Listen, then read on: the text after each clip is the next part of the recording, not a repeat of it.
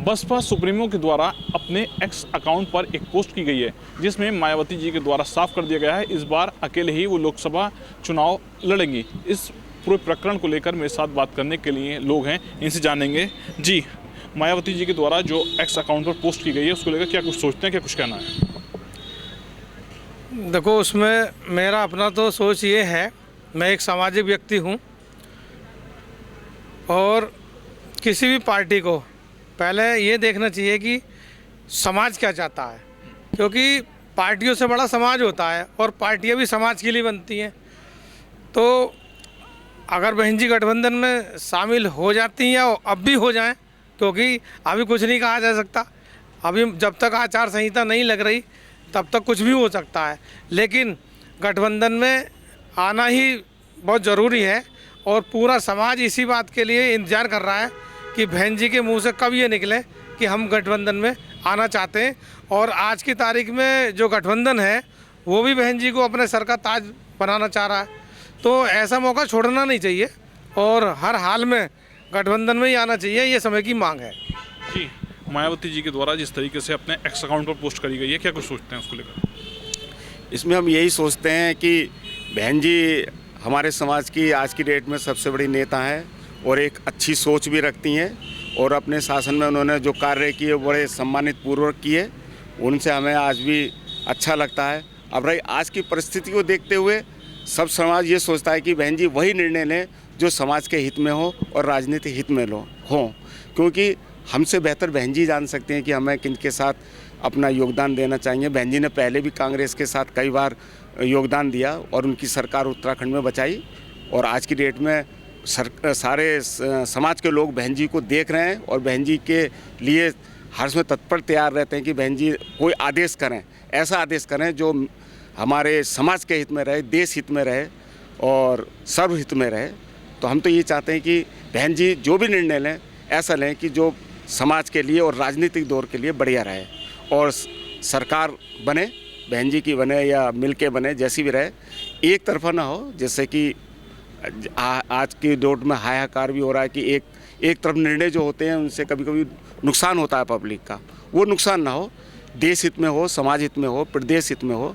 तो हम तो यही आशा है, आपके माध्यम से कहना चाहेंगे कि बहन जी जो भी निर्णय लें सर्व समाज के हित में लें और हम यही चाहते हैं। जी मयंक भाई, बसपा सुप्रीमो के द्वारा एक एक्स अकाउंट पर एक पोस्ट की गई है जिसमें उनके द्वारा कहा गया है इस बार लोकसभा चुनाव में वो अकेले ही चुनाव लड़ेंगे।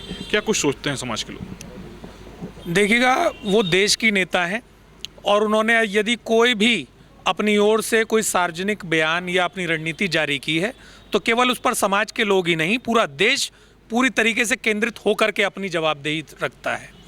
जो घटना सहारनपुर में जो घटित हुई और उसकी वजह से माननीय बहन जी न केवल देश की, विश्व के अंदर आज बहुजनों का सबसे बड़ा चेहरा है और उन्होंने जो इतना बड़ा निर्णय, आज तक भारत की संसद के इतिहास में किसी ने पार्लियामेंट चलते हुए कभी इस्तीफा देने का काम नहीं किया, जो उन्होंने अपने बहुजन समाज और बहुजन समाज पर हो रहे उत्पीड़न पर जो उन्हें बोलने नहीं दिया जा रहा था, वहां जाने तक की परमिशन उन्हें नहीं दी जा रही थी, उसके संदर्भ में उन्होंने देने का काम किया।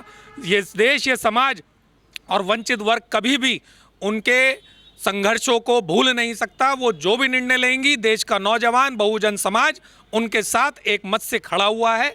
जहां तक रहा सवाल अन्य ऐसे जो भी इंडिया अलायंस या जो बने हैं उनके द्वारा उनको आमंत्रित करने का जो विषय आप रख रहे हैं, उसमें अगर उनको बुलाना ही था तो वो डे वन से जो आज अपनी रणनीति बता रहे हैं वो डे वन से बताते। और जो बहन जी ने बीते देश के जो राजनीतिक हालात हैं, जब से भी आप समझें 2014 से 2012 से जब से भी आप समझें, उसके अंदर माननीय बहन जी ने देश के अंदर वो उदाहरण, वो मजबूत नेता का उदाहरण प्रस्तुत किया है कि 140 करोड़ की इस आबादी के देश को अगर कोई नेता चला सकता है तो माननीय बहन जी जैसा चला सकता है। जहां शिवसेना के टुकड़े कर दिए जाते हैं, एनसीपी के टुकड़े कर दिए जाते हैं, देश के अंदर पार्टियां बिखर जाती हैं, वहां बहन जी ने ना तो मिशन को लेश मात्र नुकसान होने दिया, ना पार्टी में कोई डेंट पड़ने दिया और ना ही वोट की कोई कुवत कम होने दी। तो जो भी निर्णय माननीय बहन जी ने किया बिल्कुल सही किया है आफ्टर पोल्स क्या निर्णय रहेगा ये तो सीट्स आने के बाद रहेगा। अगर आज अलायंस में जाती हैं तो बहुत सारी सीटें उन्हें भी अपनी तरफ से छोड़नी पड़ सकती हैं जो उनकी मजबूत सीटें हैं, और पूरी मजबूती से आती हैं तो हो सकता है आज जो इंडी अलायंस, ये तो लोकतंत्र है, लोकतंत्र में चुनाव कोई पहले से तो तय हो नहीं जाएगा। हो सकता है कि आज इंडी कह रही, कल हो सकता है एनडीए उनके पीछे भागे, बहन जी आप प्रधानमंत्री बनिए। ये कोई कपोल कल्पना नहीं है, कुछ भी हो सकता है। और देश उनकी आवाज़ को, उनके एक सुर को पत्थर की लकीर मानता है। जिधर को उनका निर्णय होगा उनके साथ चलने के लिए पूरा देश तत्पर खड़ा है। वो बाबा साहब की मान्यवर काशीराम जी की सच्ची अनुयायी है। बसपा सुप्रीमो के द्वारा एक्स अकाउंट पर जो पोस्ट की गई है उसको लेकर मुरादाबाद के लोगों से बात की गई है, जिनके द्वारा अपनी अलग अलग प्रतिक्रिया दी गई है। आगामी लोकसभा चुनाव को लेकर सोनिया गांधी के द्वारा एक बड़ा ऐलान किया गया था, जिसमें मायावती को प्रधानमंत्री का पद के उम्मीदवार के लिए इंडिया गठबंधन का चेहरा बनाया गया था। मेरे साथ बात करने के लिए मुरादाबाद के लोग हैं, सीधा उनसे जानेंगे क्या कुछ कहना है। जी, मायावती जी के द्वारा अब एक एक्स अकाउंट पर एक पोस्ट की गई है जिसमें यह कहा गया है कि वो अकेले ही चुनाव लड़ेंगे, इस पर क्या कुछ कहना है? जी, अभी महागठबंधन हुआ था, लेकिन बहन जी उसमें गठबंधन में अलग थी। उन्होंने पहले ही कह दिया था कि मैं अपने अलग चुनाव लड़ूंगी। अगर दूसरी पार्टी या सोनिया गांधी कांग्रेस पार्टी ने एक बार ये कहा था कि हम बहन जी को प्रधानमंत्री बनाएंगे, अगर ये इस बात को कांग्रेस आगे लाती है कि हम बहन जी को प्रधानमंत्री बनाएंगे तो बहन जी कांग्रेस के साथ गठबंधन करने को तैयार रहेंगे। जिस तरीके से मायावती जी के द्वारा एक्स अकाउंट पर एक पोस्ट की गई है, उन्होंने कहा है मैं अकेले ही चुनाव लड़ूंगी, क्या कुछ सोचते हैं उसको लेकर? देखिए, हर पार्टी की एक अपनी पॉलिसी है, वो उसको फॉलो करती है। जो पार्टी हित में बात होती है या उसके समाज के हित में बात होती है और जिसके लिए उस पार्टी का गठन हुआ है, उसको उसे निर्णय लेने का पूरा अधिकार है। अगर कोई चाहता है उसे गठबंधन में लिया जाए या कुछ किया जाए तो हर एक पार्टी की सुप्रीमो को अपनी शर्त रखने का पूर्ण अधिकार है और वो अपनी शर्त रख भी सकती है। इस देश के अंदर माइनॉरिटी है, एससी है, एसटी है, ओबीसी है। आज तक एससी या माइनॉरिटी को ऐसा, माइनॉरिटी में खासकर मुस्लिम्स को ऐसा मौका नहीं मिला जो यहाँ का प्राइम मिनिस्टर बने, और ना ही एससी एक औपचारिक तौर पर बाबू जगजीवन राम जी को प्राइम मिनिस्टर यहाँ का बनाया गया था। वो औपचारिक था, वो कोई राजनीतिक नहीं था, उसे स्वीकार नहीं कर पाई थी इंदिरा गांधी जी। इसी वजह से आज का परिषद ये है, इस देश को चाहे एससी हो या मुस्लिम्स हो, एक प्राइम मिनिस्टर इस देश को मिलना चाहिए। कि लोकतंत्र के सिद्धांत के अनुसार कोई लोकतंत्र हमारा ये नहीं कहता किसी धर्म या किसी विशेष जाति यहाँ का प्राइम मिनिस्टर नहीं बन सकता। मायावती एक उत्तर प्रदेश का एक दलितों की मजबूत नेता है, तो जो उनकी शर्त है, अगर प्रधानमंत्री बनने की भी शर्त है, अगर गठबंधन की सरकार बनती है तो उस शर्त को स्वीकार करना चाहिए।